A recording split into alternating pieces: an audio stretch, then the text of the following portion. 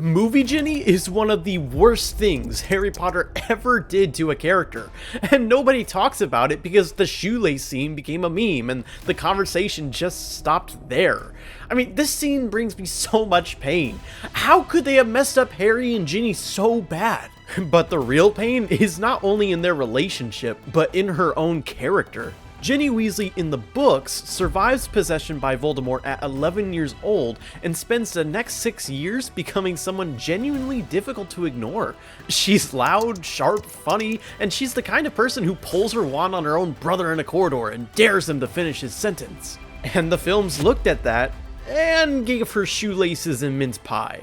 Let's be so for real right now. This whole problem began with the script, which made a deliberate choice to keep Ginny a small, quiet, and passive character, which happens to be the exact version of herself she almost died escaping. I mean, the books gave her an arc about reclaiming her voice. Meanwhile, the movies handled that voice straight back to the silence and called it romance. Half-Blood Prince, the sixth film, tells you everything you need to know about Movie Ginny in about 30 seconds at the Burrow. I mean, she walks in, and the first thing out of her mouth is basically a Harry Potter status check. I was only wondering when Harry got here. Then she immediately goes, "You haven't seen him, have you?" to Hermione. And I'm sorry, but that's the character entrance? That's the vibe we're going with, really? She arrives already orbiting him and already waiting for him. It's already framed like Ron's little sister who still has the crush. The book one has already moved on. Meanwhile, the movie one is still stuck in 1992. And look, I get why people stop at the cringe, because yes, it's awkward, and yes, it's memed, but that framing does deeper damage to her whole identity than you would think. Because in the books, Ginny's entire job after Chamber of Secrets is escaping the box that moment puts her in. Meanwhile, the films keep shoving her right back into it. I'll start off with the easy argument, and I'll validate it because it's real. Movie Ginny is quiet, and she's low friction. She's always kind of nearby. I mean, she doesn't bite, she doesn't interrupt scenes, and she doesn't take up any space.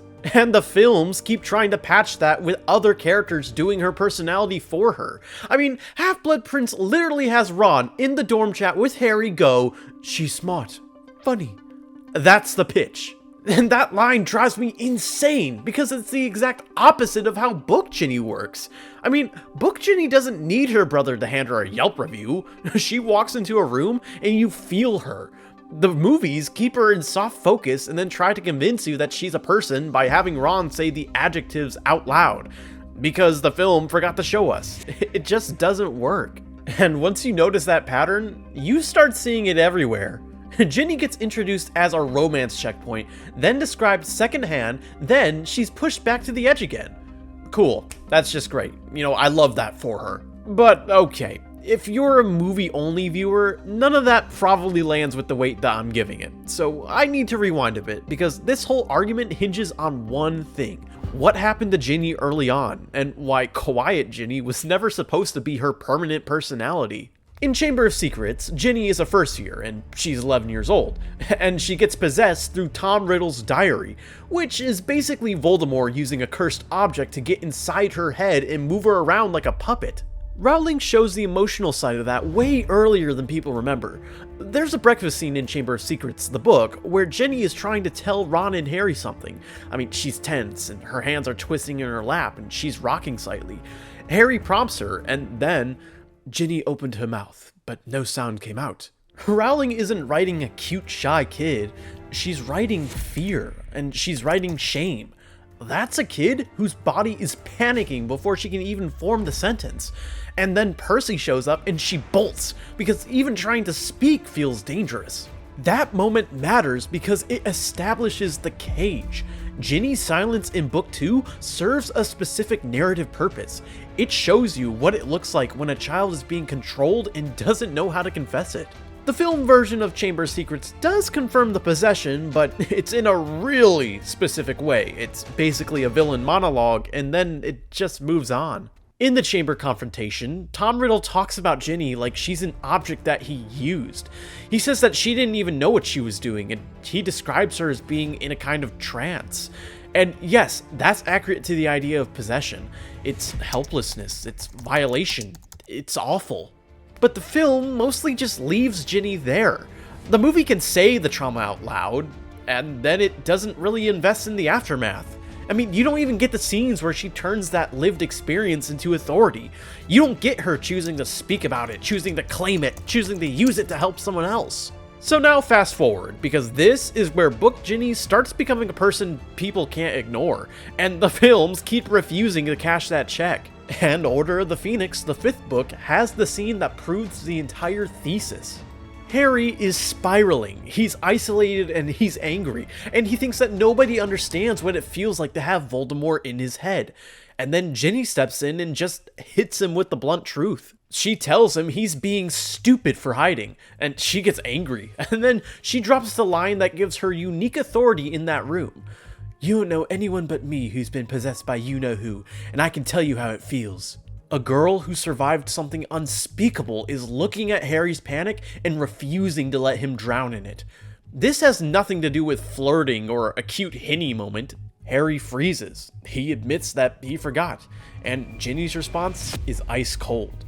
Lucky you. And then she doesn't just claim authority, she tests the fear like a person who's actually been there. She asks him if he has any blank periods, and she explains how it was for her. She says that she'd find myself somewhere and not know how I got there. She's taking the worst year of her life and using it as a tool to save somebody else from collapsing, reclaiming herself in real time. And if you're wondering why I'm treating this scene like a keystone, it's because it changes how the relationship with Harry is supposed to work. In the books, Harry doesn't fall for Ginny because she stands near him in warm lighting.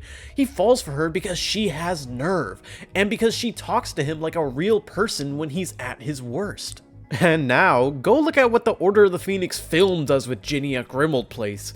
She's basically reduced to being in the room and getting a quick, "Hey Ginny," from Harry. Hey Ginny, he's got me. So the movie keeps the setting, it keeps the vibes, and it even keeps Ginny physically present. And then it decides to remove the one scene where she earns emotional credibility with Harry. And then later, the films act confused when the romance feels like it was assigned by the plot. It's as if they didn't cause this. And this is where the adaptation starts fighting for its life, because once you cut the scene where Ginny's voice matters, you have to replace that intimacy with something else. And what the films choose over and over is silence. People hear that the movies cut stuff and they imagine that it's all the big flashy moments, but a lot of what makes Ginny work in the books is the small stuff. It's her having reactions, her jokes, opinions, and her heat. In the 4th book, Goblet of Fire, there's a common room scene where Harry and Ron are being idiots about being turned down for the Yule Ball, and Ginny sees them laughing and she shuts it down immediately. She gets super annoyed and says, "Don't!" And then she outs them to Hermione. "They've both just been turned down by girls they just asked to the ball." And she's in that room clocking the mood and choosing violence. And then later in Goblet of Fire, when Hermione's keeping her date private, Ginny backs her up. Ron's prying, and Ginny goes, "I'm not telling you, it's her business." Again, it's small, but it's a spine moment. Ginny has a sense of boundaries. She respects other girls, and she's even comfortable saying no to her brother. But the joke is that it gets even worse. In The Half-Blood Prince, the 6th book, Rowling gives you 2 completely different Ginny energies in quick succession, and both of them got sanded down in the films. First, there's Ginny in the burrow in the summer. Harry's playing two-a-side Quidditch in the orchard. It's Harry and Hermione against Ron and Ginny. Hermione's dreadful, but Ginny's good. And that line matters because it's casually establishing competence.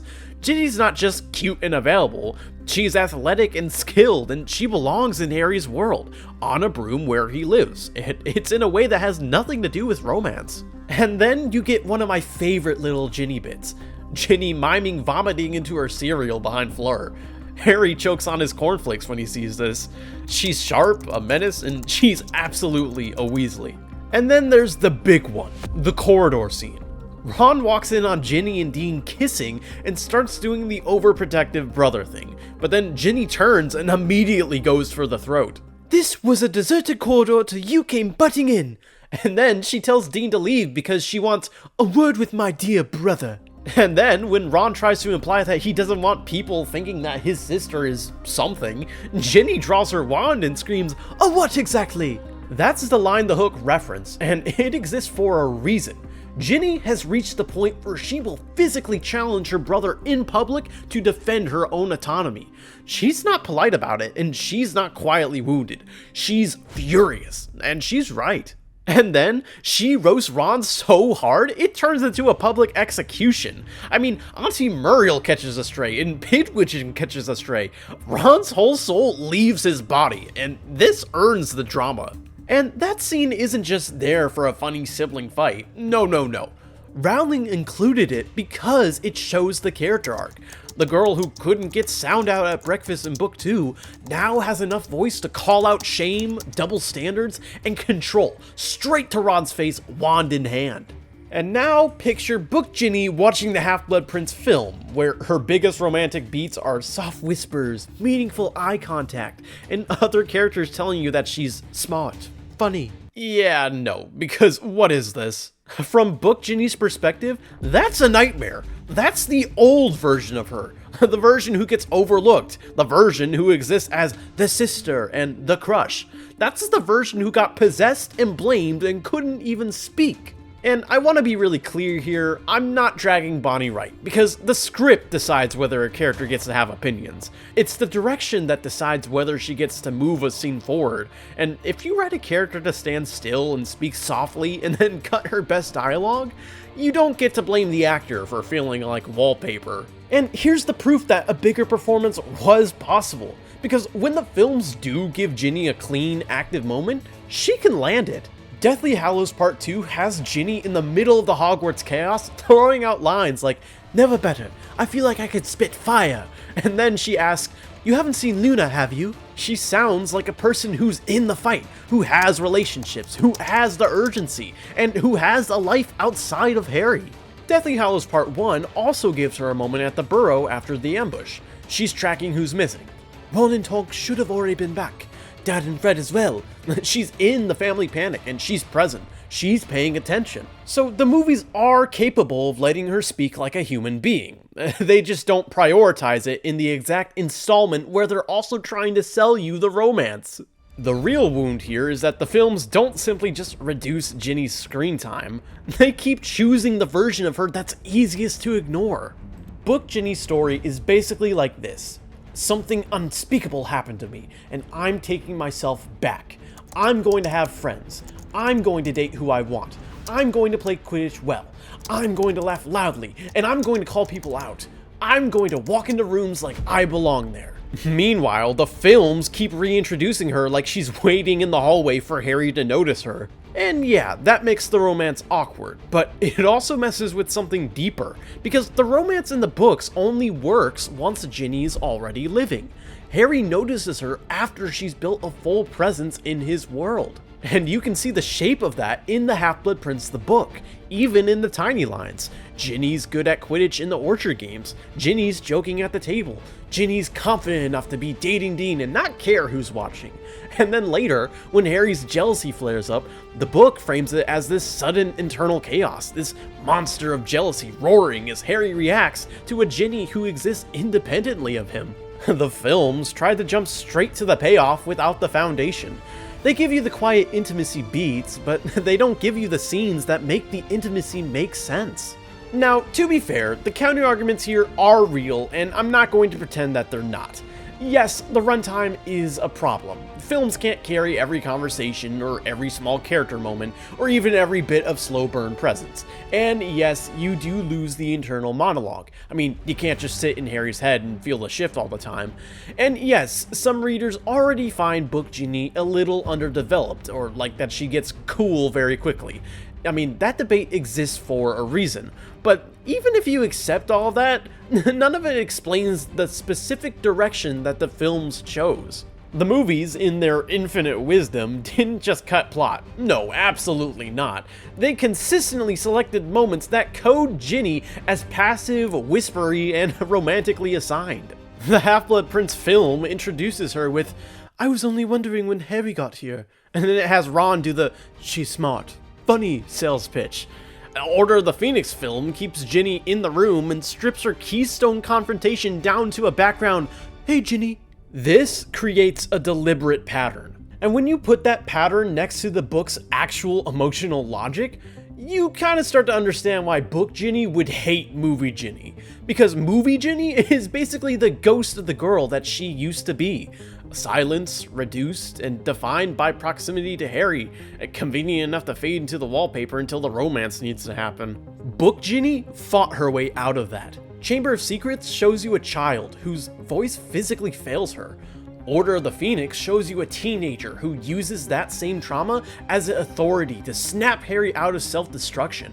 And Half-Blood Prince shows you a girl who will pull a wand on her brother in a corridor rather than let him police her life. And then the films come along and keep handing her soft lighting and quiet pauses. In The Order of the Phoenix, the book, Ginny tells Harry the truth because she can't stand watching him isolate. She's angry, she's blunt, and she's speaking from the one experience that makes her the most qualified person in the room. Whereas in the Half-Blood Prince film, she's introduced asking where he is. And that's the whole tragedy in miniature. One version of Ginny uses her voice to stop Harry from drowning. The other version spends her entrances checking if he's upstairs. Book Ginny would watch that and feel her stomach drop, because she'd recognize the cage immediately. And honestly, so would I. If you want to understand why this keeps happening in the adaptations, go watch my last video about how book Ron and movie Ron are basically two different characters, because Ginny wasn't the only ones the films flattened.